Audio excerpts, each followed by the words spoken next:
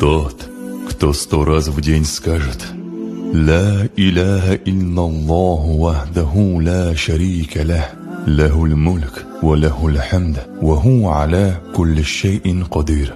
Нет божества достойного поклонения, кроме Аллаха, единого, и который не имеет сотоварища.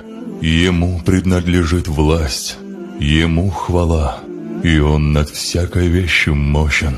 Получит такую же награду, какая полагается за освобождение 10 рабов, и запишутся Ему совершение 100 добрых дел, и будут стерты записи от 100 его дурных дел, и послужат они ему защитой от шайтана на этот день до самого вечера, и никто не сможет сделать ничего лучше этого, что сделал он, кроме того человека, который сделал еще больше.